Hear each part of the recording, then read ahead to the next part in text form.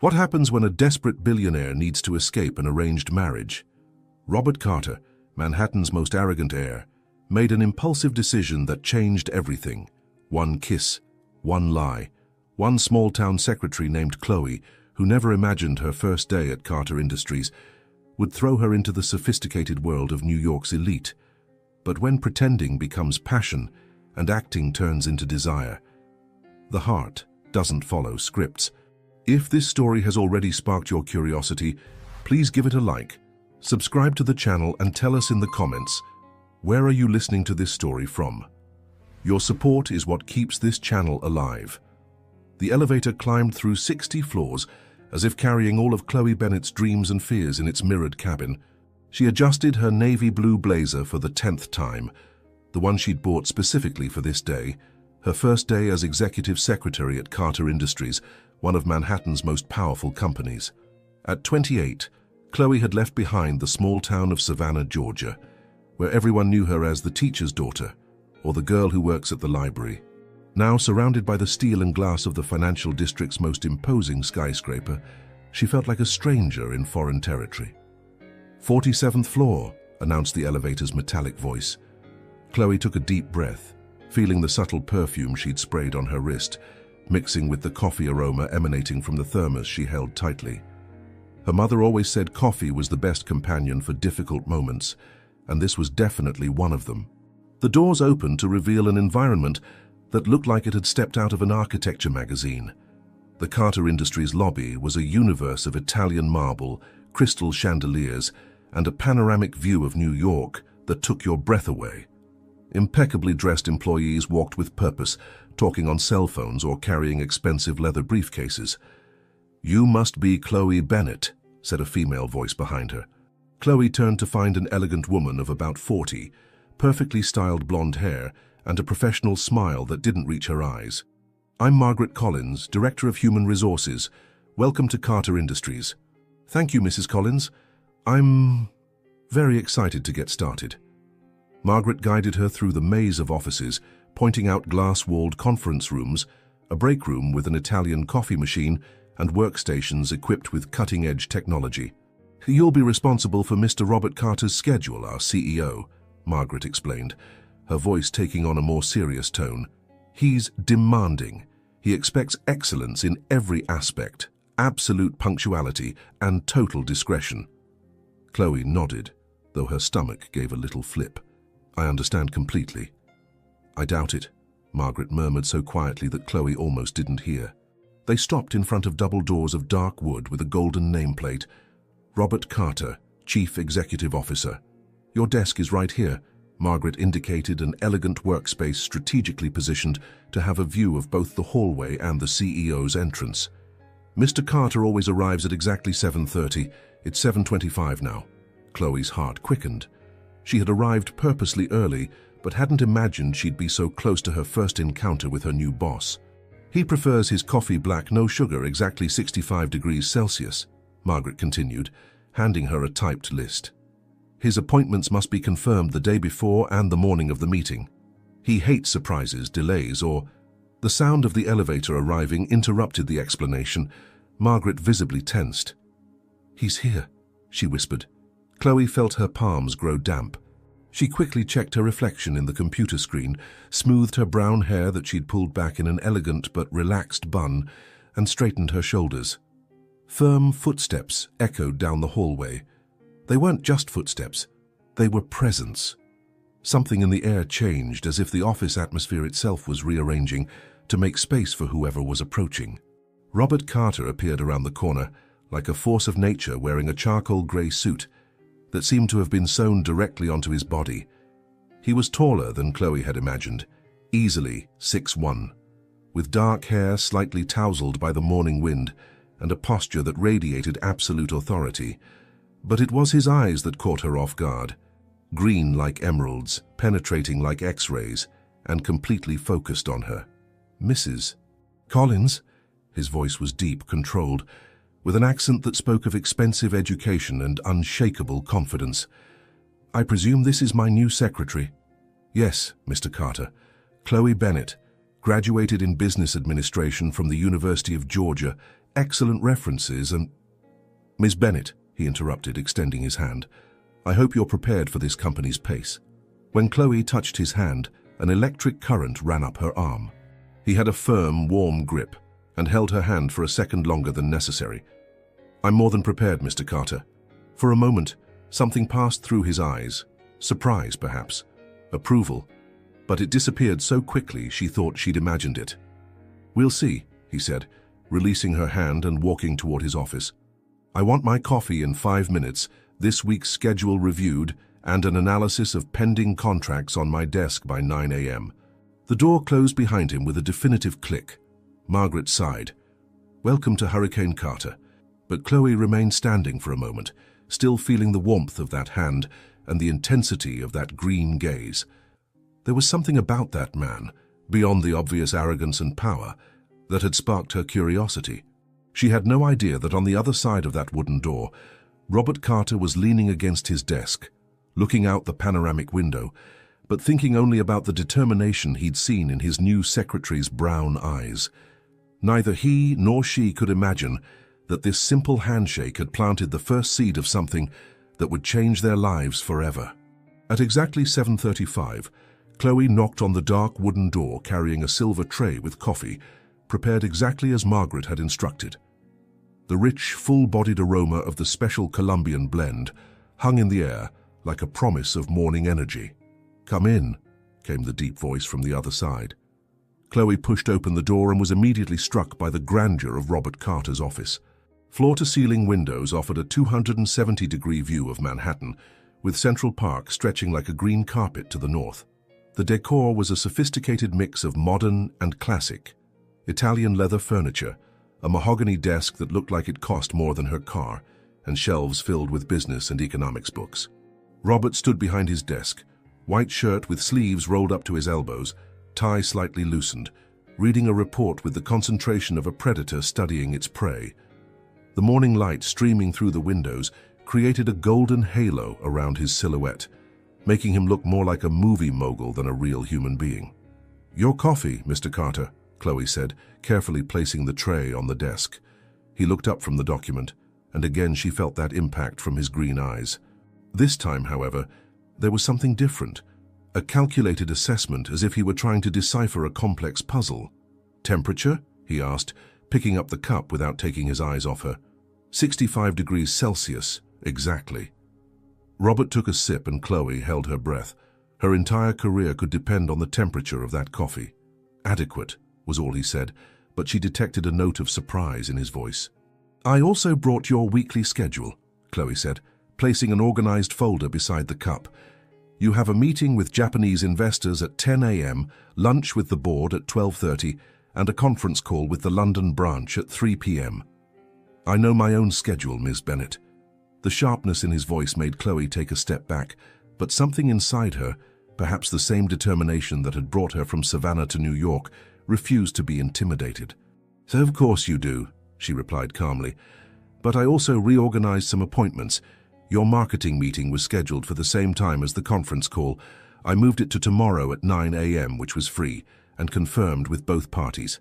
Robert stopped with the cup in midair, his eyes narrowing slightly. You changed my schedule without consulting me? I corrected an obvious conflict that would have caused bigger problems if left unresolved, Chloe replied, keeping her voice steady. I thought you'd prefer efficiency to chaos. For a moment, the silence in the office was so thick, she could hear the tick-tock of the antique clock on the shelf. Robert studied her with an intensity that made her skin tingle, but Chloe didn't look away. She had learned long ago that backing down from intimidating men only encouraged them. Then something incredible happened. The corner of Robert's mouth curved into something that could almost be called a smile. Interesting, he murmured, placing the cup back on the saucer. Most people who work for me wouldn't have the courage to make such a decision without my prior approval. Maybe that's why you need a new secretary, Chloe replied, before she could stop herself. His green eyes sparkled. Amusement, irritation. It was impossible to tell. You have a sharp tongue, Miss Bennet. I hope your competence matches your boldness. You'll find that it does, Mr. Carter. Robert stood slowly, walking around the desk until he was only 3 feet away from her. Chloe could smell his masculine cologne, an expensive blend of cedar, bergamot, and something purely masculine that made her pulse quicken against her will. "Do you know what I hate most about incompetent people?" he asked, his voice low and dangerously smooth. "What?" Chloe asked, hating how her own voice came out slightly husky. "They waste my time." "And time, Ms. Bennett, is the only truly irreversible thing in this world." He was too close now.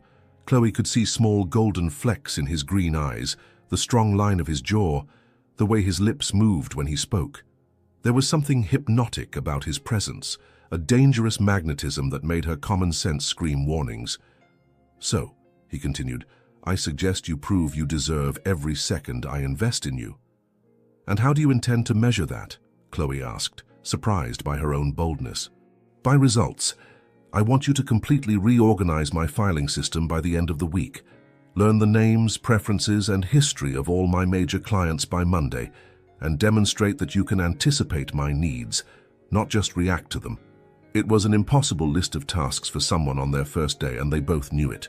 But there was something about the way he challenged her, as if he were testing not just her competence but her resilience, that made Chloe's blood boil with determination.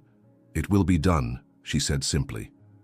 "It will be done, sir," he corrected, but there was a note of respect in his voice. "It will be done, Mr. Carter," Chloe repeated, allowing herself a small smile. "Anything else?" For a moment, Robert just looked at her, and Chloe had the strange sensation that he was seeing beyond her professional facade, straight into her soul. It was both unsettling and thrilling. "Not for now," he finally said, returning behind his desk. "But Miss Bennett."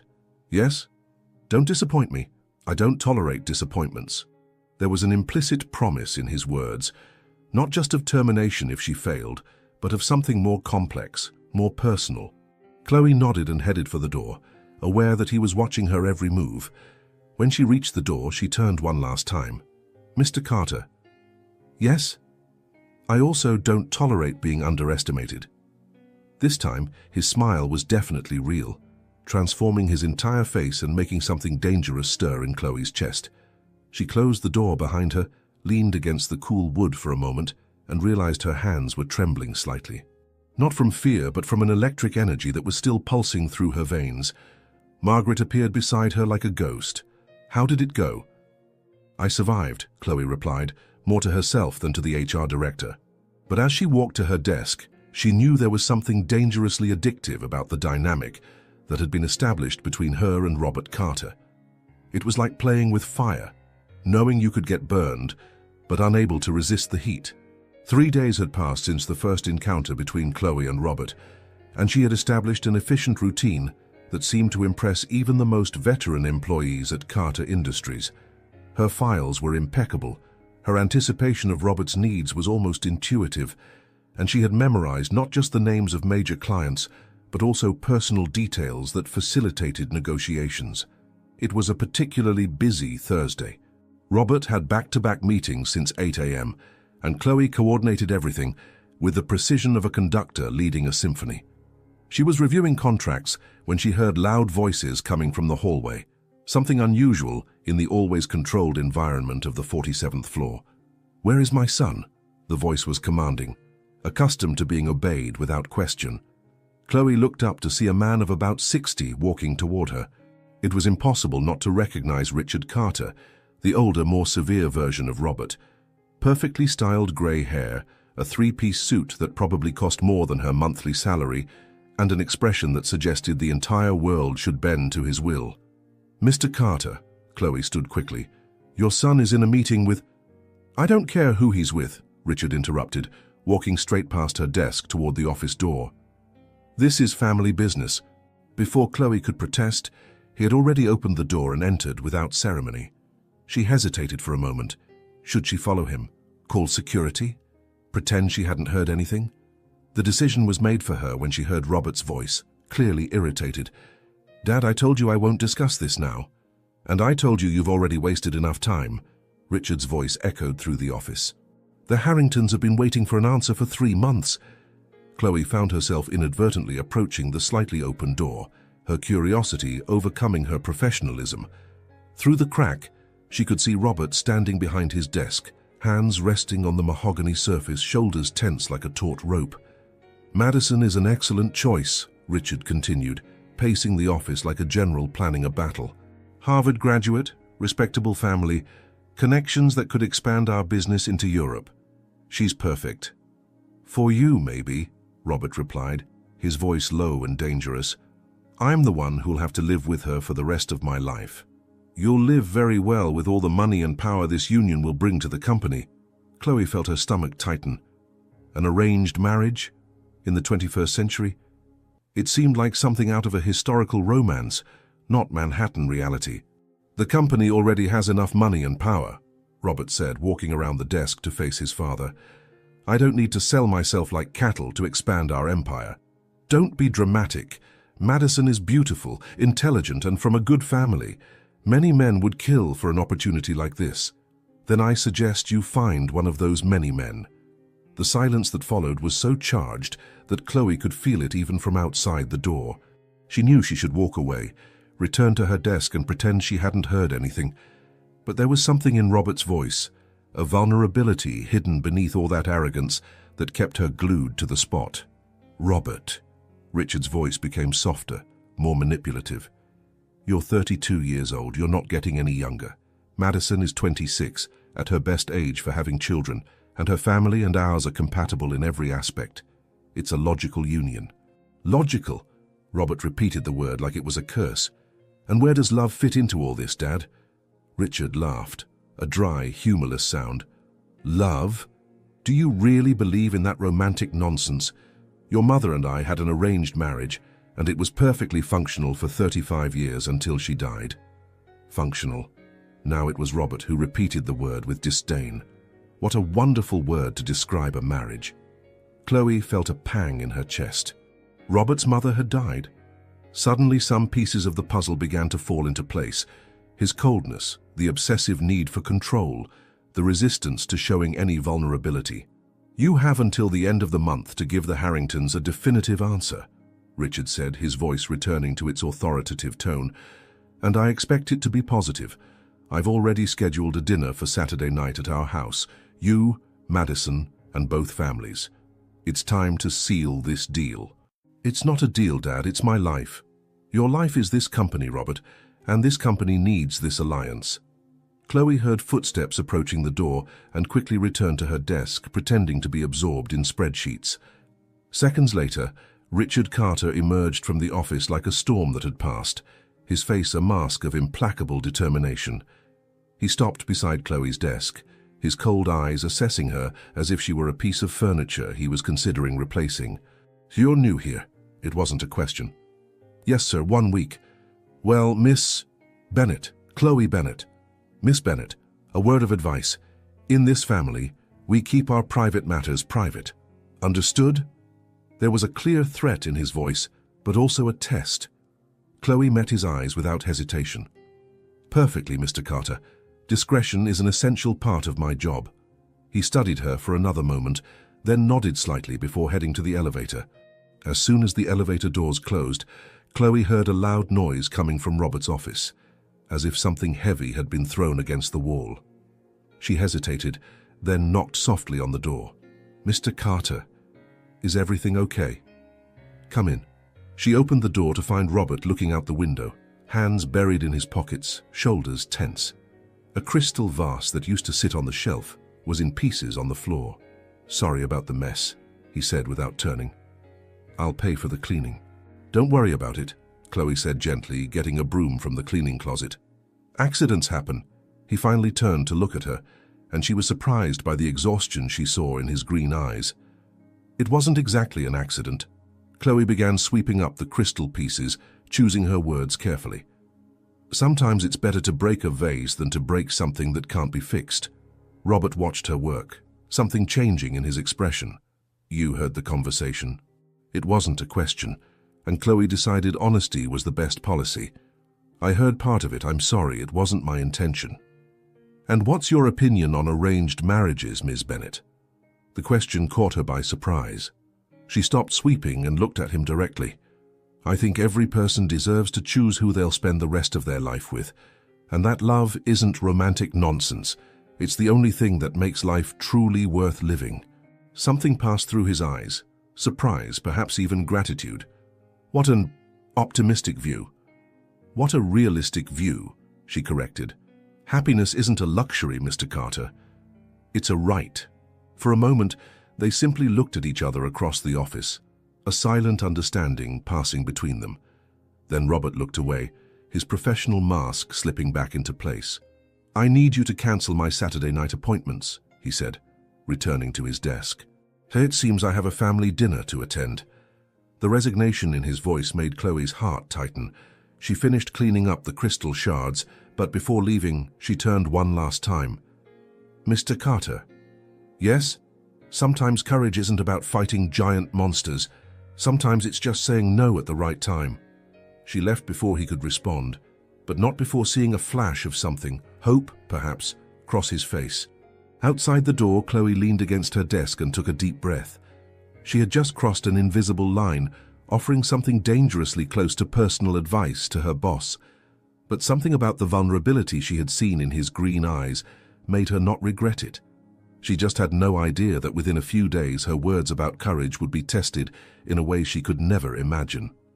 Saturday arrived with a fine rain that left Manhattan wrapped in a melancholic atmosphere. Chloe had spent the weekend exploring the city, trying not to think about the dinner Robert was being forced to attend that night. But it was useless. Since Thursday, she couldn't get the resignation she had seen in his green eyes out of her mind. Monday arrived with Carter Industries' typical morning chaos. Chloe arrived at 7:15 as always, but found Robert already in his office, apparently having worked for hours. There was something different about him, an even more intense tension than usual, like a violin string stretched to its limit. Good morning, Mr. Carter, she said, entering with the perfectly prepared coffee. How was your weekend? He looked up from the spreadsheets and she immediately saw he hadn't slept well. There were subtle dark circles under his eyes and his tie was slightly crooked, something unthinkable for the Robert Carter she knew. Enlightening, was all he said, returning to the papers. Chloe placed the coffee on the desk and was about to leave when she heard voices in the hallway. Familiar voices, and one of them made her stomach tighten. I simply don't understand why he's being so difficult about this, a female voice was saying, clear and crystalline like expensive crystal. It's just a marriage, not a death sentence. Madison, dear, came Richard Carter's voice, give Robert time. He just needs to get used to the idea. Chloe glanced quickly at Robert and saw his jaw clench. He knew they were coming. The door opened without ceremony. Apparently knocking was a foreign concept to the Carter family, and Richard entered, followed by a woman who looked like she'd stepped directly from the pages of Vogue. Madison Harrington was everything Chloe had imagined she would be. Platinum blonde, model thin, wearing a camel wool coat that probably cost more than a year's rent. Her blue eyes scanned the office with the ownership of someone who already considered herself the owner of the place. Robert, darling, Madison practically sang, walking toward his desk with calculatedly graceful movements. You look tired. I hope you're not working too hard. Madison. Robert stood but made no move to greet her. Dad, to what do I owe this unexpected visit? We wanted to discuss the details of the engagement announcement, Richard said, settling into one of the leather chairs. The Times social section is waiting for an official statement. Chloe felt she should leave, give privacy for what would clearly be a tense family conversation. But Madison noticed her before she could move. And who is this? Madison asked, her blue eyes assessing Chloe from head to toe with a coldness that made her skin crawl. My secretary, Chloe Bennett, Robert replied, his voice strangely tense.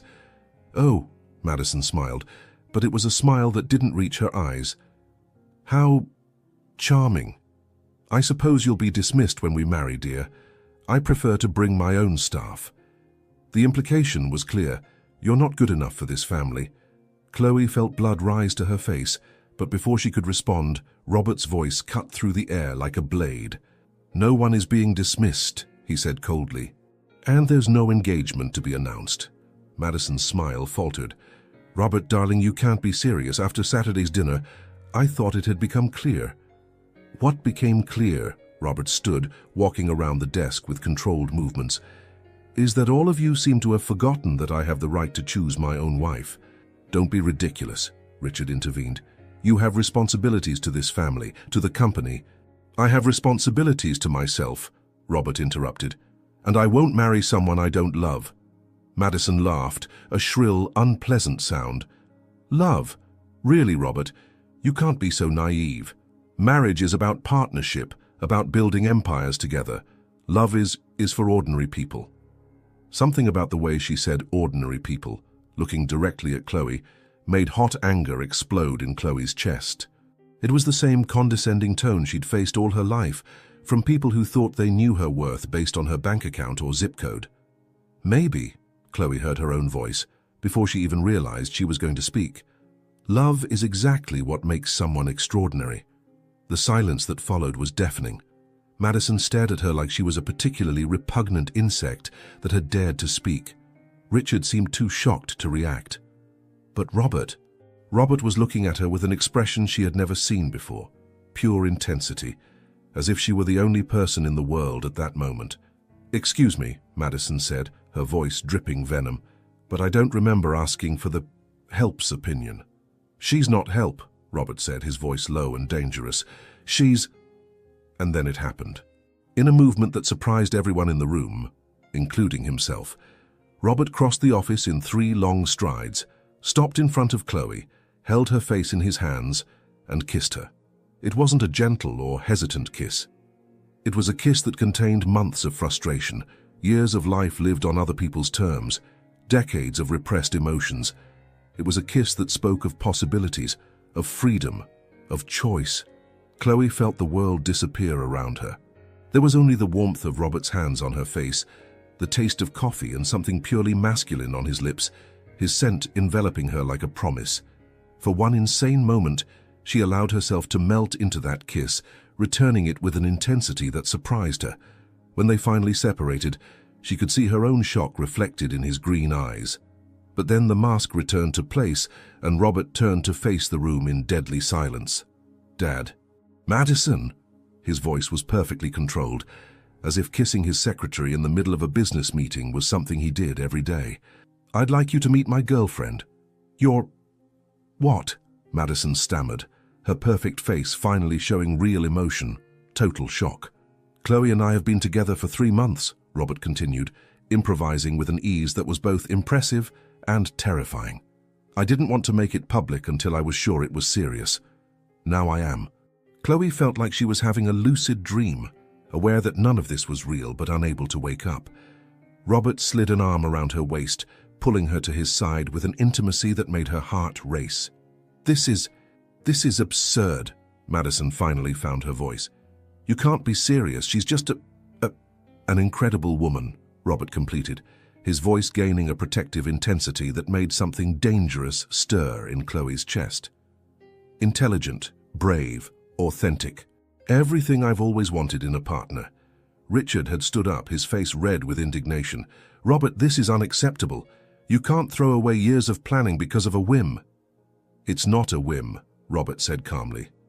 "It's love." The word hung in the air like a bomb about to explode.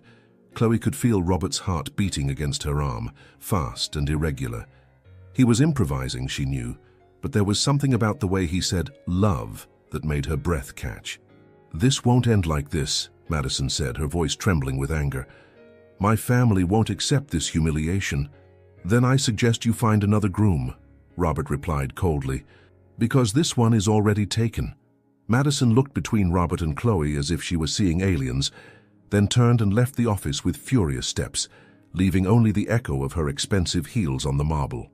Richard remained for a moment longer, his gaze alternating between his son and Chloe with a mixture of anger and something that almost seemed respect.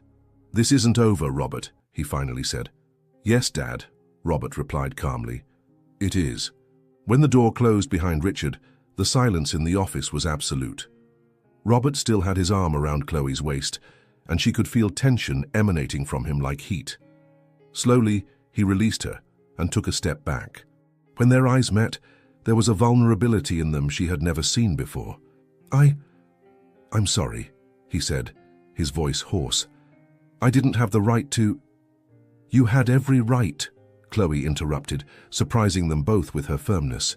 "No one should be forced to marry someone they don't love." They looked at each other across the office, the weight of what had just happened hanging between them like a third presence. The kiss still burned on Chloe's lips, and she could see in Robert's dilated pupils that he felt the same. "So," she finally said, trying to inject lightness into her voice, "dating for 3 months. You could have at least warned me when our anniversary would be."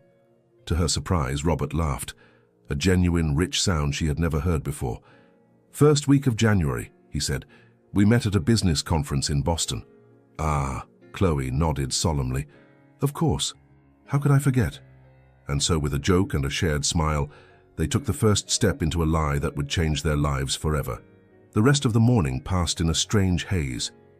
Chloe executed her tasks on autopilot, answering phones, organizing meetings, reviewing contracts. But her mind was completely focused on the kiss that still burned on her lips, and the colossal lie Robert had created in a moment of desperation. At 11:30, when the last client left Robert's office, he appeared in the doorway with an expression that mixed determination and nervousness. "Ms. Bennett, could you come to my office, please? We need to talk." Chloe saved the document she was working on and followed him, aware that the other employees on the floor were watching with poorly disguised curiosity. News traveled fast at Carter Industries, and she was sure Madison's dramatic visit had already become the topic of the day. Robert closed the door behind her and gestured to one of the leather chairs in front of his desk. But instead of sitting behind the desk, he pulled another chair and positioned himself facing her, a more intimate configuration that made Chloe's heart quicken.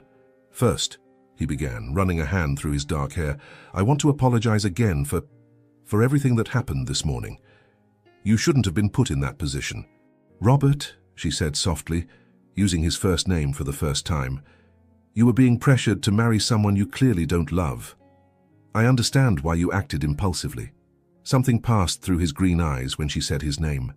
"Even so, I kissed you without permission and dragged you into a situation that could harm your career and reputation." Chloe tilted her head, studying his face. "So now what? What happens now?" Robert leaned forward, resting his elbows on his knees. "I have a proposal, and I know it's asking a lot, but you want me to keep pretending to be your girlfriend," Chloe completed. He nodded, looking almost embarrassed. "Madison won't give up easily. Neither will my father. If they find out it was just a desperate impulse, they'll intensify the pressure. But if they believe I have a serious relationship with you, they'll back off," Chloe finished the thought. "For a while, at least. Long enough for me to find a permanent way to deal with the situation." Chloe leaned back in her chair, crossing her legs. It was a surreal situation, being paid to pretend to date one of Manhattan's most powerful men. But there was something about the vulnerability Robert was showing, the way he had defended himself against Madison's cruel words, that touched something deep in her heart. "For how long?" she asked. "A few months? Maybe 6 at most. Long enough to convince them I won't change my mind." "And what exactly would this involve?" Robert seemed to have thought about this. "Attendance at some social events, occasional family dinners, maybe some strategic public appearances. Nothing intimate," he added quickly, his cheeks flushing slightly. Chloe almost smiled. After that apocalyptic kiss this morning, the idea that they could keep things not intimate seemed almost comical. "And what would my compensation be for this service?" "Double your current salary, plus a $50,000 performance bonus at the end of 6 months, and a letter of recommendation that will open doors at any company in Manhattan." Chloe did the mental math. With that money, she could pay off her college debts, help her mother with medical expenses, and still have an emergency fund. It was too tempting an offer to refuse. "There are some conditions," she finally said. Robert straightened. "Of course, what are they?" "First, no surprise kisses. If we need to keep up appearances in public, give me advance notice so I can prepare myself mentally." He nodded, though something in his eyes suggested he was remembering this morning's kiss as much as she was. "Second condition, I maintain my professional independence. I won't be treated like an accessory or trophy. My opinions and intelligence continue to be valued." "Absolutely," Robert agreed immediately. Actually, that will be crucial to making the relationship convincing. Everyone knows I wouldn't tolerate a partner who was just pretty. Chloe felt an unexpected warmth from his comment, but continued. Third condition, total transparency between us. If the situation changes, if you decide you no longer need this charade, or if either of us develops emotional complications, we talk immediately. The last part made her blush, but she maintained eye contact. Robert studied her face for a long moment. Emotional complications, he repeated slowly. You know what I'm talking about. This kind of forced proximity, acting out intimacy, it can blur the lines between reality and fantasy. And you're worried that might happen? His question was loaded with an intensity that made the air in the office seem thicker. Chloe felt her pulse quicken. I'm being practical, she replied carefully. We're both attractive adults who will need to spend a lot of time together, performing a romantic relationship. It would be naive to ignore the possibility. Robert stood abruptly and walked to the window, hands buried in his pockets. You're right, of course. It's better to establish clear boundaries from the start. Exactly, Chloe agreed, trying to ignore the pang of disappointment she felt at how quickly he agreed. Any other conditions? Chloe thought for a moment. Just one. When this is over, when we no longer need to maintain this charade, we go back to a normal professional relationship. No awkwardness, no embarrassment. We continue working together as if nothing happened. Robert turned from the window, his green eyes studying her with an intensity that made her skin tingle. Do you really believe that will be possible? Pretending intimacy for months and then simply forgetting? His question echoed her own fears. Because the truth was that even now, even knowing it was all an act, she couldn't stop thinking about the warmth of his hands on her face, the taste of his lips, the way her whole body had reacted to that kiss. It has to be possible, she said firmly, because the alternative is too complicated for both of us. Robert nodded slowly, returning to his chair. So we have a deal? Chloe extended her hand. We have a deal. When their hands touched to seal the agreement, the same electric current from the morning passed between them. Both felt it, and both quickly released their hands as if they had touched something dangerous. Well, Robert said, his voice slightly hoarse, I suppose we need to start rehearsing our love story. I suppose we do, Chloe agreed, trying to ignore how her heart raced at the word love, even though it was just acting. How about we start with dinner tonight, Robert suggested. We need to synchronize our details before my father comes back with more questions. Where? My apartment, more private to discuss our strategy. The idea of being in Robert's personal space, away from the curious eyes of the office, made something stir in Chloe's stomach. But she had agreed to this arrangement and she needed to start somewhere. What time? 7:30. I can order Chinese food. Perfect. As Chloe stood to leave, Robert called her once more. Chloe? She turned at the door. Thank you, I know this is unusual, but I really appreciate that you're willing to help me. We're partners now, she said simply, in every sense. But as she walked back to her desk, Chloe couldn't help but wonder in exactly how many senses they would become partners over the next few months, and whether she would be strong enough to maintain the boundaries she had established when every fiber of her being was still vibrating with the memory of that kiss. Robert Carter's apartment was exactly what Chloe expected. A penthouse on the Upper East Side that screamed discreet wealth and impeccable taste. Floor-to-ceiling windows offered a stunning view of Central Park. Designer furniture blended harmoniously with modern art, and every detail seemed to have been carefully curated by professionals. Chloe arrived at exactly 7:30, wearing a simple, elegant navy blue dress, the most sophisticated she owned. Robert greeted her at the door wearing dark jeans and a white button-down shirt with rolled-up sleeves, a more relaxed version of himself that made her realize how much younger, more accessible he seemed away from the corporate environment. Punctual as always, he said, smiling as he led her inside. May I take your coat? When he helped remove the light coat from her shoulders, his fingers lightly brushed her skin, sending small electric shocks up her arm. If he noticed her reaction, he didn't show it. Your home is beautiful, Chloe said, looking around the open space that combined living room, dining room, and a gourmet kitchen equipped with appliances that probably cost more than her car. "Thank you. I bought it 3 years ago, but I admit I spend so little time here that sometimes it feels more like a luxury hotel than a home." There was a melancholy in his voice that made Chloe look at him more closely. "You work too much." "Family habit," he replied with an ironic smile. "My father always said that work is what separates winners from losers. And what do you think?" Robert stopped in the middle of the room, considering the question. "Lately, I've started to think that maybe he's wrong. That maybe there's more to life than winning the next client or closing the next deal." It was a surprisingly vulnerable admission, and Chloe felt something stir in her chest. Before she could respond, the doorbell rang. "Our food's here," Robert said, seeming almost relieved by the interruption. While he dealt with the delivery person, Chloe examined the photographs on the shelves. There were some of Robert younger with his parents, where she could see an elegant woman with brown hair and a warm smile, clearly his mother. There were also photos of him in college, at graduation, receiving business awards. But what struck her most was the absence. No photos with girlfriends, no images of intimate or personal moments. It was as if his emotional life was unexplored territory. "Find something interesting?" Robert asked, returning with aromatic bags of Chinese food. "Just trying to get to know my boyfriend better," Chloe replied with a smile. "After all, if we're going to convince your family, I need to know intimate details about your life."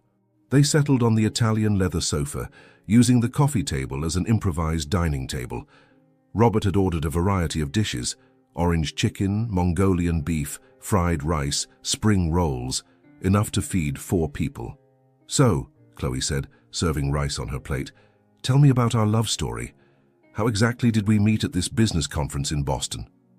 Robert took a sip of red wine he had opened to accompany the meal. "The Northeast Business Innovation Conference in January, 3 days at the Fairmont Copley Plaza Hotel." "Did you actually go to this conference?" "I did, and you?" Chloe laughed. "Robert, I was working at a library in Savannah in January. Not exactly the type of person who attends $5,000 business conferences." "Right," he said, looking slightly embarrassed. "So we need to adjust our story. How about, you were working as a freelance consultant for an Atlanta company that hired me to present at the conference?" "Better. And how did we meet specifically?" Robert leaned back on the sofa, his eyes sparkling with something that almost seemed like amusement. "You were in the audience during my talk on transformational leadership in the 21st century. After the presentation, you approached me to ask a question about how to apply these theories to smaller companies. And you were impressed with my question?" "Devastated," he said, his tone becoming softer, more intimate. "I challenged a specific point in my presentation with a perspective I had never considered. I invited you for coffee to discuss it further." Chloe felt her pulse quicken at the intensity in his voice, as if he were actually recalling a cherished memory instead of inventing a story. "And then?" "Then we spent 3 hours in the hotel lobby talking about business, life, dreams. You told me about growing up in the South, about your teacher mother, about how you always wanted to prove you were more than what people expected from a small-town girl." The precision of the details surprised her. "How do you know about my mother being a teacher?" "It's in your personnel file," Robert admitted. "Sorry, I too wanted to better understand who you were when I hired you." There was something touching about the idea that he had been interested enough to investigate her background. "And what else did you discover about me?" "That you graduated magna cum laude despite working part-time to help with household expenses, that you volunteered at the local library throughout college, that all your references speak of your integrity, intelligence, and compassion."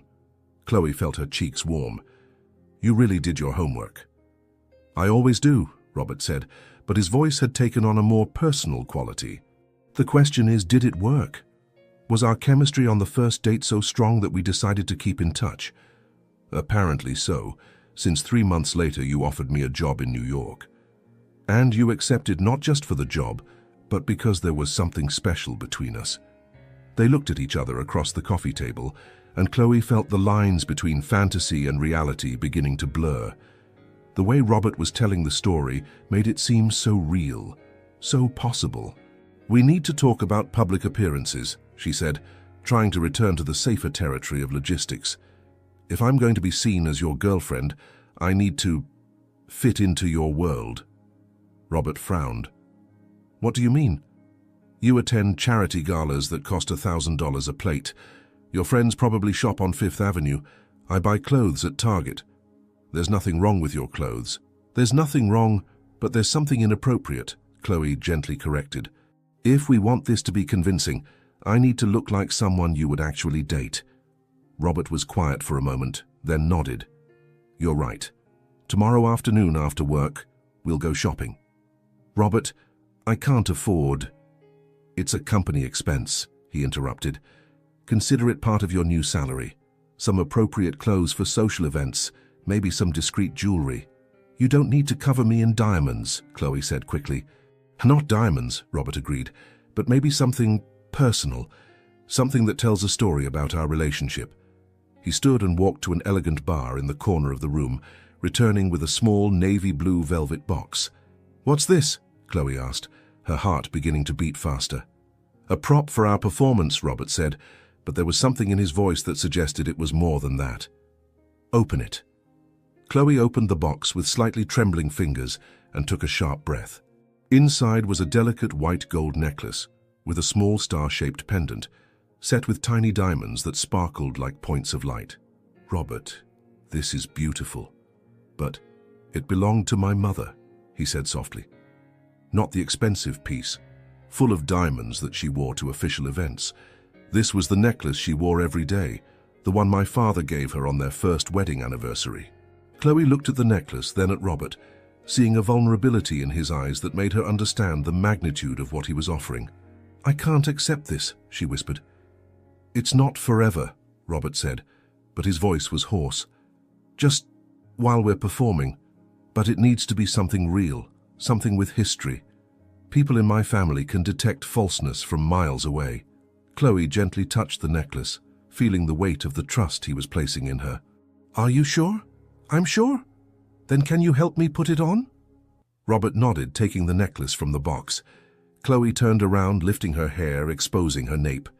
When he approached from behind to fasten the clasp, she could feel the warmth of his body, the scent of his cologne, his breath lightly touching her skin. His fingers brushed her nape as he adjusted the necklace, and Chloe had to make a conscious effort not to shiver. When he finished, his hands remained on her shoulders for a moment longer than necessary. Perfect, he murmured, his voice so close to her ear that she felt shivers run down her spine. Chloe turned slowly to face him. They were dangerously close now. She could see the golden flecks in his green eyes, the way his pupils had dilated slightly. Robert, she whispered, a warning and an invitation at the same time. For a moment, the world stopped. He leaned imperceptibly toward her, and she felt her eyes close, her lips part in anticipation. Robert's phone ringing cut through the moment like a razor. They separated quickly, both breathing a little harder than normal. I should answer that, Robert said, running a hand through his hair. Of course, Chloe agreed, unconsciously touching the necklace at her throat. While Robert spoke on the phone in low tones, Chloe looked at herself in the window's reflection. The necklace looked perfect against her skin, delicate but distinctive. But more than that, she could see in her own eyes something that deeply worried her. She was beginning to forget that all of this was just an act. The weekend arrived with a mixture of nervousness and anticipation that kept Chloe awake late on Friday. Robert had spent the week preparing her for Sunday's dinner at the Carter mansion, an event he described as a social trial by fire, where she would be evaluated by all the important family members. My grandfather Theodore is the key, Robert had explained while they returned from shopping on Fifth Avenue, where he had insisted she choose a completely new wardrobe. If you win over old Ted, you'll have a powerful ally. He still has considerable influence over my father. Now standing in front of the mirror in her Brooklyn apartment, Chloe adjusted the teal silk dress they had chosen together. It was elegant without being ostentatious, sophisticated, but not intimidating. Robert's mother's necklace glowed softly against her skin, constantly reminding her of the trust he had placed in her. The doorbell rang at exactly 5:30. Robert looked impeccable in a dark grey suit, but Chloe could detect tension in his shoulders, in the way he checked his watch 3 times on the way to the limousine. You're nervous, she observed, as they settled into the luxury vehicle's back seat. "I am," Robert admitted, surprising her with his honesty. "This isn't just any performance, Chloe. My family, they know how to find weak spots and exploit them. If they suspect we're faking—" "They won't suspect," Chloe said with more confidence than she felt. "We've practiced our story a dozen times. We know intimate details about each other's lives. We'll be fine." Robert took her hand, intertwining their fingers. Together? Together. The Carter mansion was an imposing property in Hampton that looked like it had stepped out of a movie about American aristocracy. Perfectly manicured gardens surrounded a colonial-style house with white columns and arched windows that glowed with golden light. When the limousine stopped at the circular entrance, Chloe could see elegant silhouettes through the main room windows. "Remember," Robert murmured as they walked to the front door, "you belong here. You're not trying to impress anyone. You're just being yourself." The door was opened by a uniformed butler before they could ring the bell. The mansion's interior was even more impressive than the exterior. Italian marble, crystal chandeliers, and an entrance hall with a vaulted ceiling that rose 2 stories. "Robert, darling." The voice belonged to an elegant woman of about 55, perfectly styled blonde hair and a smile that seemed genuinely warm. "And this must be Chloe." "Aunt Patricia," Robert said, kissing the woman's cheek. "Chloe, this is my Aunt Patricia, my mother's sister. It's a pleasure to meet you, Mrs. Patterson," Chloe said, extending her hand. "Patricia, please, and the pleasure is all mine, dear. Robert has told us so little about you that we were all dying of curiosity." Patricia guided them through a hallway decorated with paintings that were probably worth more than the house where Chloe grew up, until they reached a spacious drawing room where approximately 15 people conversed in small groups, champagne glasses in hand. "Grandpa," Robert called, approaching a man of about 80 seated in a leather armchair near the fireplace. Even seated, you could see where Robert had inherited his height and imposing presence. Theodore Carter had completely white hair, penetrating blue eyes, and a smile that suggested he knew secrets about everyone in the room. "So this is the boy who finally decided to bring a girlfriend home," Theodore said, his voice still strong despite his age. "And you, my dear," he directed his blue eyes to Chloe, "must be the young woman who managed to capture my stubborn grandson's heart." "I'm Chloe Bennett, Mr. Carter," she said, surprising both Robert and herself by inclining slightly in an almost imperceptible curtsy, something she'd seen in movies about royalty. "It's an honor to meet you." Theodore's eyes sparkled with what seemed like approval. A young lady with manners. How refreshing. "Sit here beside me, my dear. I want to hear all about how you tamed this lone wolf." As Chloe settled into the chair next to the family patriarch, she noticed Robert visibly relax. But his tranquility was short-lived. "What a surprise to find you here." The voice was familiar, crystalline, cold, and loaded with poorly disguised disdain. Madison Harrington stood at the drawing room entrance, wearing a red dress that probably cost more than Chloe's monthly salary, accompanied by a tall, blonde man who looked like he'd stepped out of an expensive menswear catalogue. "Madison," Richard Carter appeared behind her, looking slightly embarrassed. "I didn't know you were coming today." "Daddy invited me last week," Madison said, her blue eyes fixed on Chloe like a predator studying its prey. "Before certain recent revelations. I hope you don't mind our presence." "Of course not," Theodore said, but there was a note of steel in his voice. "Madison, introduce us to your companion. This is Braden Whitmore of the Boston Whitmores. Braden, these are the Carters." Braden moved through the room, greeting everyone with the confidence of someone accustomed to elite social circles. When he reached Chloe, he held her hand a moment longer than necessary. "And you must be Robert's famous girlfriend," he said, his smile not reaching his eyes. "Madison has told me so much about you." "I'm sure she has," Chloe replied calmly, elegantly withdrawing her hand. "Chloe was telling me about her work at the library in Georgia," Theodore said loud enough for the entire room to hear. "What a noble profession. I've always believed that people who work with books have the most interesting souls." "How charming," Madison commented, and everyone in the room could hear the disdain in her voice.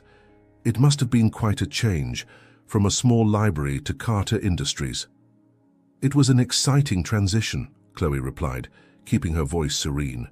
Though I discovered that skills are more transferable than you might imagine. Organization, attention to detail, ability to anticipate needs, all essential whether you're managing a library or serving as an executive secretary. Executive secretary, Madison repeated as if the words tasted bitter. How convenient that Robert found love in the workplace. The tension in the room became palpable. Chloe felt Robert move slightly behind her, but before he could intervene, Theodore tapped his cane on the floor. "Madison, dear," the elderly man said, his voice seemingly gentle but with an underlying current of absolute authority, "you seem to have forgotten your manners. In my house we treat guests with courtesy, regardless of previous circumstances." Madison blushed slightly but didn't back down. "Of course, Mr. Carter. Sorry if I seemed rude. I'm just curious about this sudden love story." "And what specifically would your curiosity be?" Chloe asked, deciding to take the bull by the horns. "Robert and I met in January at a conference in Boston. It was very natural, actually." "How romantic," Madison said, but her eyes were calculating. "And you never mentioned this, Robert? In all our recent encounters?" Robert moved to stand beside Chloe's chair, placing a protective hand on her shoulder. "I keep my personal life private, Madison. I always have." "Until now, apparently." "Until now," Robert agreed, his voice gaining a softer quality as he looked at Chloe. "I hadn't found someone who made my personal life worth sharing." There was something about the way he said those words, the intensity in his green eyes when he looked at her, that made Chloe's heart skip a beat. For a moment, she almost forgot they were acting. "How sweet," Madison said, but the words sounded like broken glass. "And tell me, Chloe, what are your long-term plans with Robert, I mean?" It was a loaded question, and Chloe knew it. Madison was trying to force her into territory where she might stumble, where the temporary nature of her agreement with Robert could be revealed. "My plans," Chloe said slowly, looking around the room at all the faces watching her, "are to love Robert for as long as he'll let me, to build something real and lasting with a man who values intelligence over appearance, substance over status." She paused, then looked directly at Madison. "I believe that when you find someone who sees your soul instead of just your bank account, you fight for it, no matter where you came from or where you're going." The silence that followed was absolute. Then Theodore began clapping slowly. "Bravo, my dear. Bravo." He turned to Robert. "This one here, my boy, is a treasure. I hope you're smart enough to keep her." Robert looked at Chloe with an expression she couldn't decipher. Surprise, admiration, and something deeper that made her breath catch. "I intend to do exactly that, Grandpa." And in that moment, with his mother's necklace warm against her throat, and his green eyes fixed on hers with an intensity that seemed too real to be acting, Chloe wondered if either of them was still pretending. The 2 weeks following dinner at the Carter mansion passed in a haze of social events, business dinners, and public appearances that gradually became more natural, more intimate. Chloe found herself meeting Robert's friends, his colleagues, even some of his most important clients. And with each interaction, the line between performance and reality became more tenuous. It was a Thursday night when everything changed definitively. Robert had taken Chloe to a charity dinner at the Metropolitan Museum, an elegant event where Manhattan's powerful gathered to raise funds for educational programs. Chloe wore a black cocktail dress that Robert had insisted she buy, and his mother's necklace glowed softly under the museum's crystal lights. Throughout the evening, they had perfectly played the role of a couple in love. Robert kept his hand on the small of her back as they walked, whispered intimate comments in her ear that made her laugh genuinely, looked at her with an intensity that made other women sigh enviously. But it was during a break between speeches, when they were alone on the terrace overlooking Central Park, that something fundamental shifted between them. "You're doing perfectly," Robert said, offering her a glass of champagne. "Half the women in there are envious of the way I look at you." "And the other half?" Chloe asked, accepting the drink. "The other half are envious of the way you look at me." There was something different in his voice, less performative, more honest. Chloe studied him in the soft glow of the terrace lights, noticing how he had loosened his tie, how some strands of hair had escaped from his perfectly styled look. "Robert," she said hesitantly, "can I ask you a personal question?" "I think we're past the point of impersonal questions, don't you think? Why have you never really gotten married?" And don't give me the corporate answer about being focused on your career." Robert was quiet for a long moment, looking at the twinkling lights of the city below them. "Do you want the honest answer?" "I always want the honest answer." He turned to face her completely. "Because I've never met anyone who made me want to stop pretending." "Pretending what?"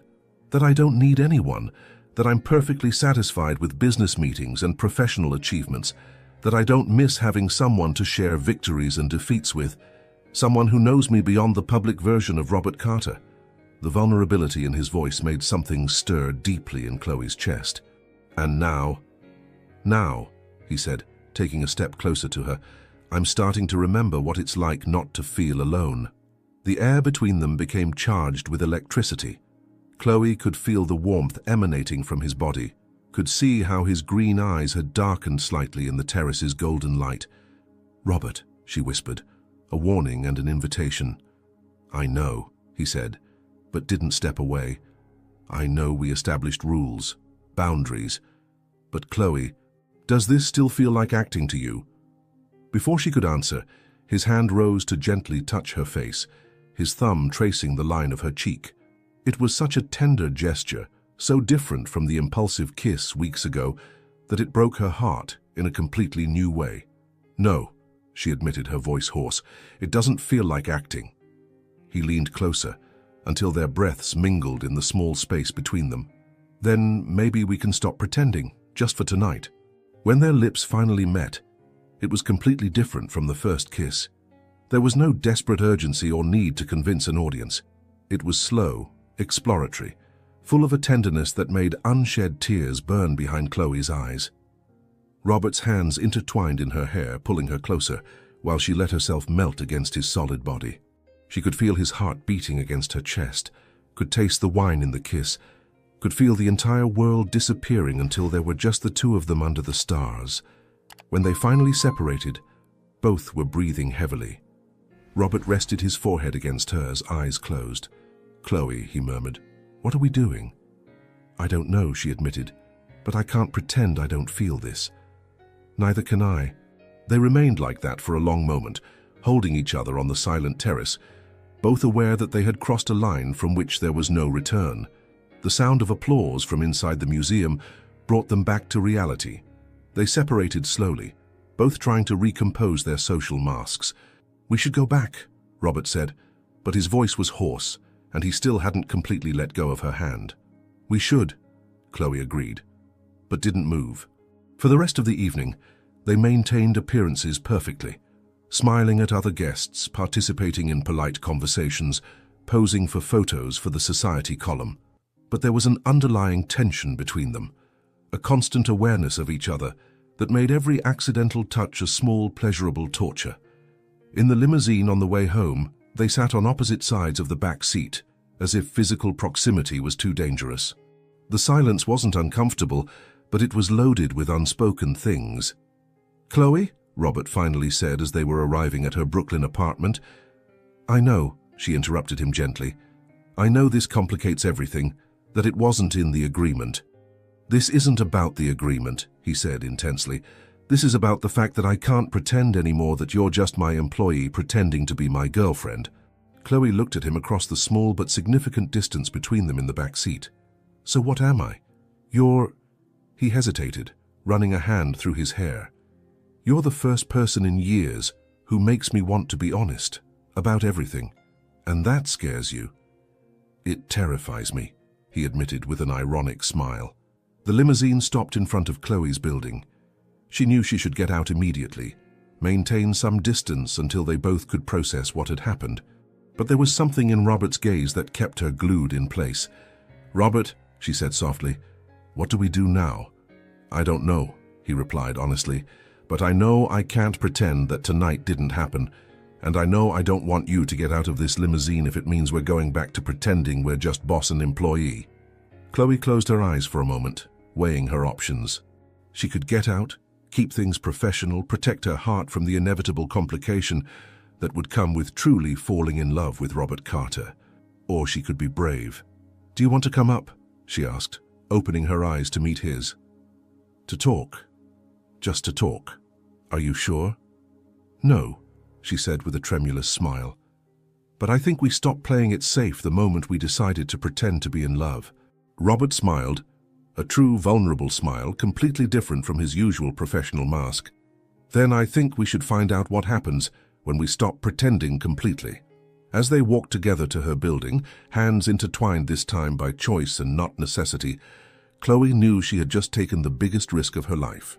But looking at Robert, really looking at him, not at the powerful CEO or the arrogant heir, but at the man who had just admitted he was afraid of being honest, she realized that some risks were worth taking, even if it meant risking her heart in the process. 3 weeks had passed since the night on the Metropolitan Museum terrace, and the dynamic between Chloe and Robert had changed irreversibly. They hadn't officially redefined their relationship. They still maintained separate apartments, still spoke in terms of temporary agreement when discussing logistics, but there was a new intimacy between them that was impossible to ignore. It was a Tuesday morning when Madison Harrington decided to make her final move. Chloe was reviewing contracts at her desk when she heard the familiar click of expensive heels on the corridor marble. She looked up to see Madison walking toward her with the predatory confidence of someone who believed she held all the cards. "Ms. Bennett," Madison said, stopping in front of Chloe's desk with a smile that didn't come close to reaching her eyes. "What a surprise to find you still here." "Good morning, Madison," Chloe replied calmly, not getting up from her chair. "Robert is in a meeting with Japanese investors.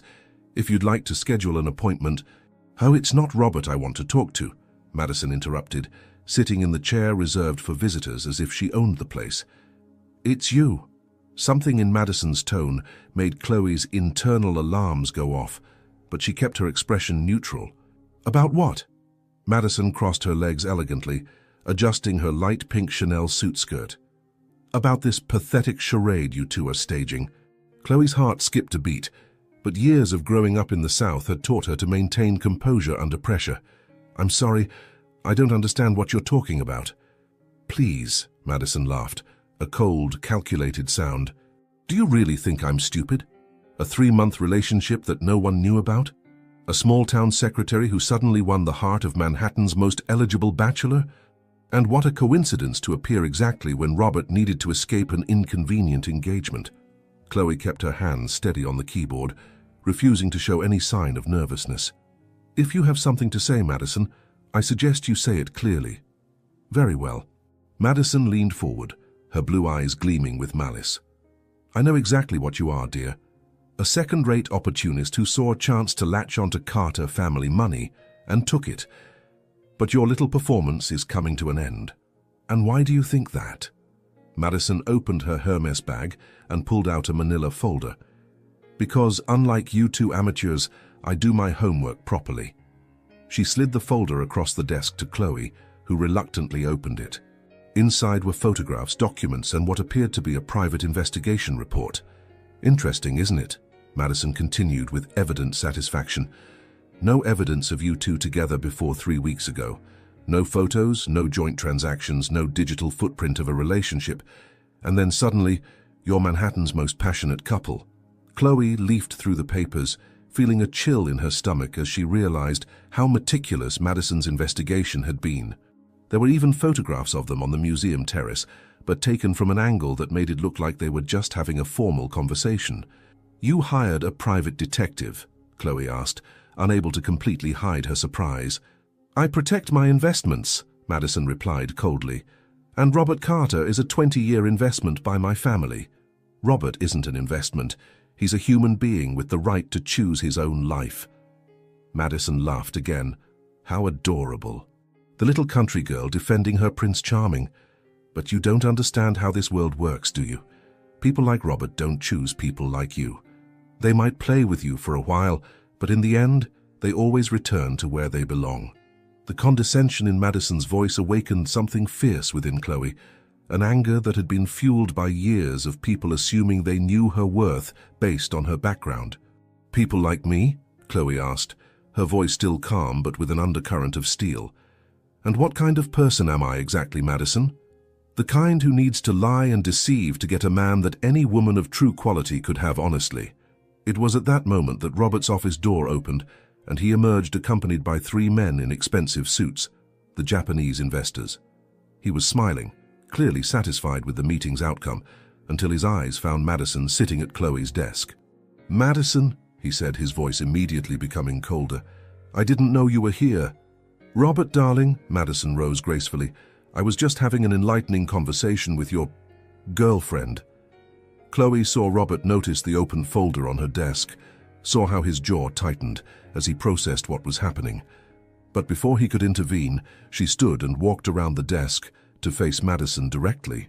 "You know what, Madison?" Chloe said, her voice clear enough for everyone on the floor to hear.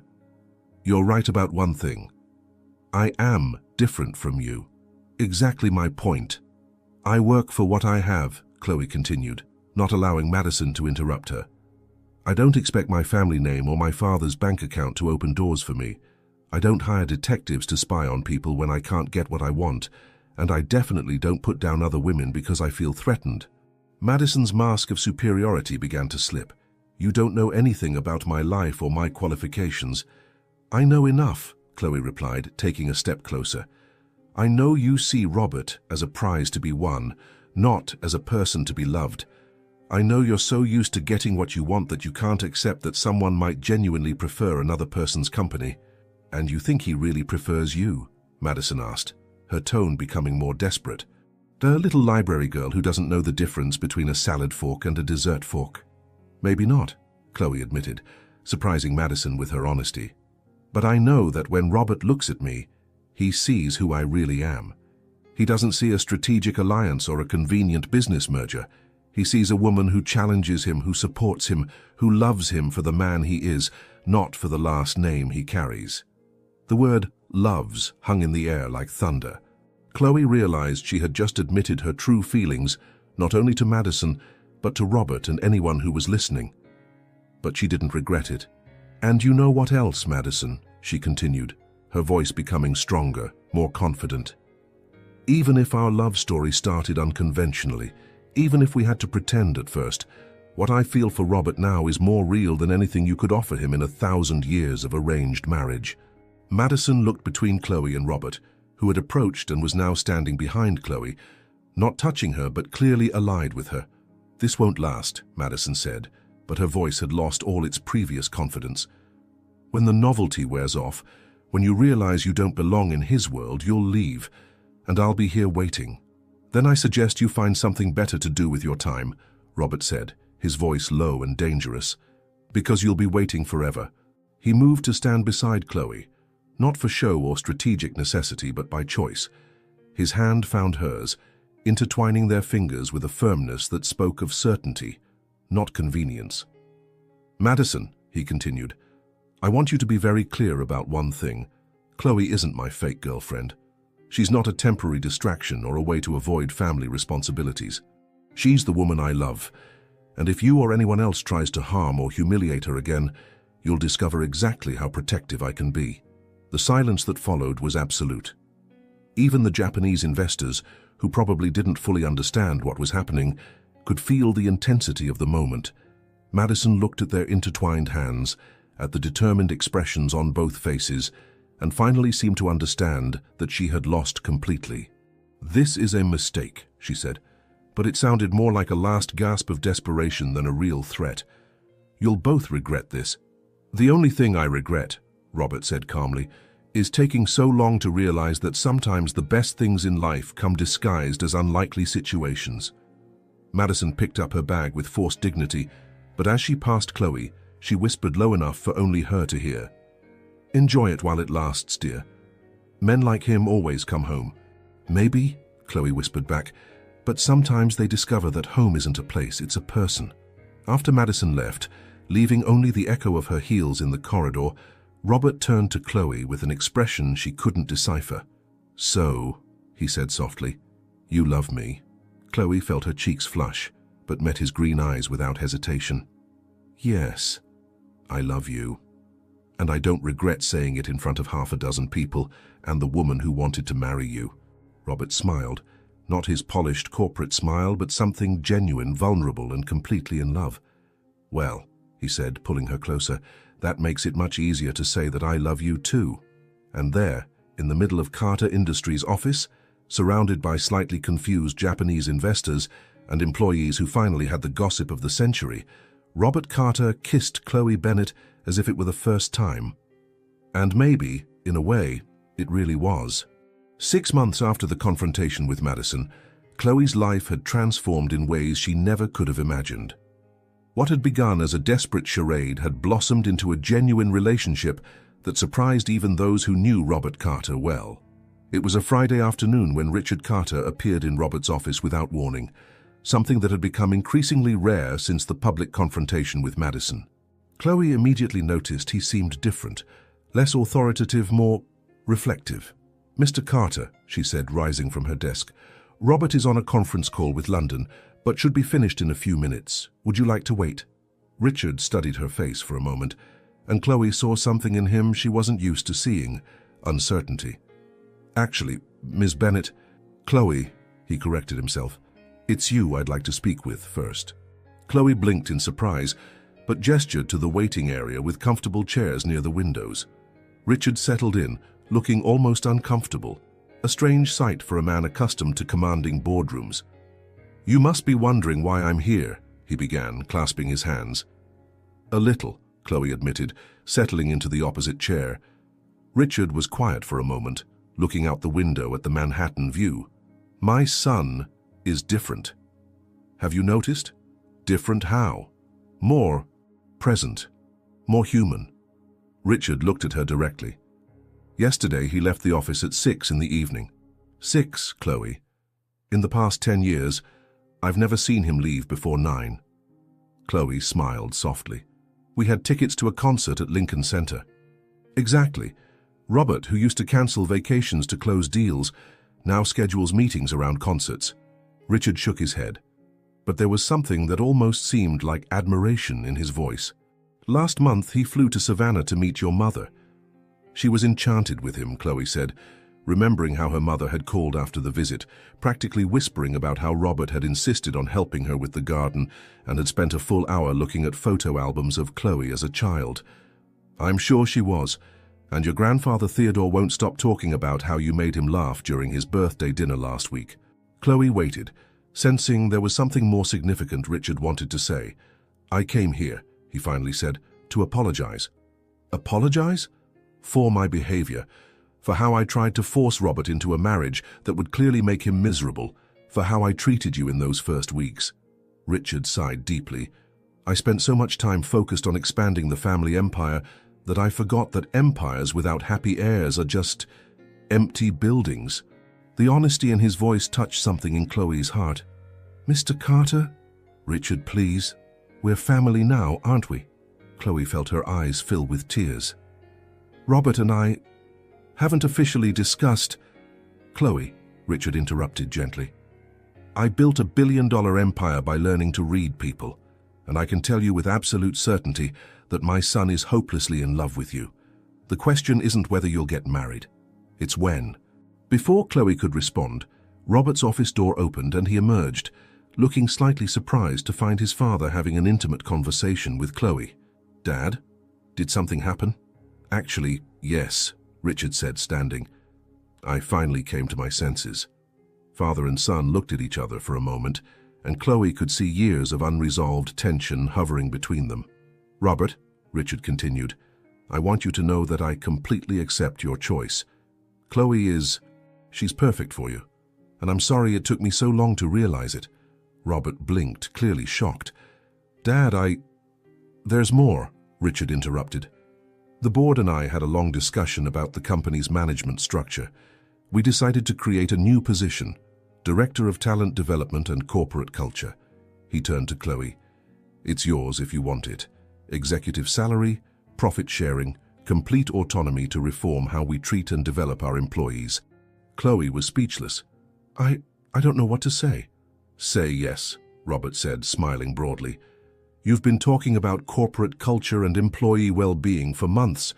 This is your chance to really make a difference." "But I don't have executive experience." "You have something better," Richard said. "You have heart, intelligence, and the rare ability to see people as human beings, not just resources. That's exactly what this company needs."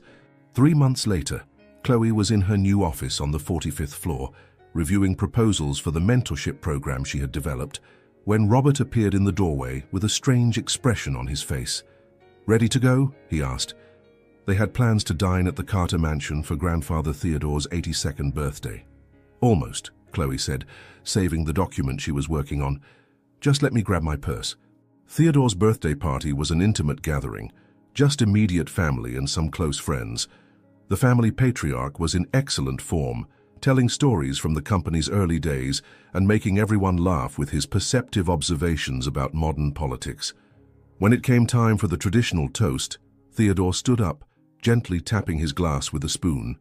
"My dears," he began, his voice still strong despite his age, "at 82 I've learned that true wealth isn't in bank accounts or properties. It's in moments like this, surrounded by the people I love." He looked directly at Robert and Chloe. "And it's in seeing the people we love find their own true happiness." That's when Robert stood up, looking simultaneously nervous and determined. "Actually, Grandpa, since we're talking about true happiness..." Chloe watched him with growing surprise as he pulled a small velvet box from his jacket pocket. Her heart stopped completely when he knelt beside her chair. "Chloe Elizabeth Bennett," he said, his voice clear and firm despite the obvious nervousness. "6 months ago you agreed to pretend to love me to help me escape a marriage I didn't want. But somewhere in the middle of all our acting, something magical happened." Tears began streaming down Chloe's cheeks as she looked at him, barely able to breathe. "You taught me that true love isn't about finding someone perfect," Robert continued, opening the box to reveal a stunning vintage diamond ring. "It's about finding someone who makes you want to be a better version of yourself every day." The ring was clearly a family piece, an Art Deco solitaire surrounded by small diamonds, elegant and timeless. "This ring belonged to my great-grandmother Margaret," Robert explained. "The woman who helped my great-grandfather build this company from nothing. She was brave, intelligent, compassionate, exactly like you." Chloe couldn't speak, could only look between the ring and Robert's green eyes filled with love and hope. "So, my love, do you want to stop pretending completely? Will you marry me for real?" "Yes," Chloe whispered, then louder. "Yes, yes, 1,000 times yes." The room exploded in applause and tears as Robert slipped the ring on her finger and kissed her as if there was no one else in the world. "About time!" Theodore shouted, clapping. "I was starting to think I'd have to plan this proposal myself." 6 months later, on a perfect spring morning, Chloe walked down the makeshift aisle in the Carter Mansion gardens, wearing her dream wedding dress and the necklace that had belonged to Robert's mother. Her own mother was in the front row, crying proudly, while Theodore, acting as honorary officiant, waited at the altar with Robert. When Chloe reached Robert and saw the tears of joy in his green eyes, she knew with absolute certainty that sometimes the most beautiful lies transform into the most precious truths. And when they kissed as husband and wife, sealing a union that had begun with a desperate kiss and blossomed into true love, the entire Carter property echoed with applause and laughter. Because sometimes, when you least expect it, an unexpected kiss can change everything. And sometimes, just sometimes, happy endings happen to people brave enough to risk their hearts on the possibility of true love. Sometimes, life's most desperate moments lead us exactly where we need to be. What began as a desperate lie transformed into the purest truth Chloe and Robert had ever known. They discovered that true love doesn't follow scripts. It writes its own story, one brave page at a time. And maybe that's what makes every love story unique. The courage to believe we deserve to be loved exactly as we are. Because in the end, we're all just looking for someone who sees us, really sees us.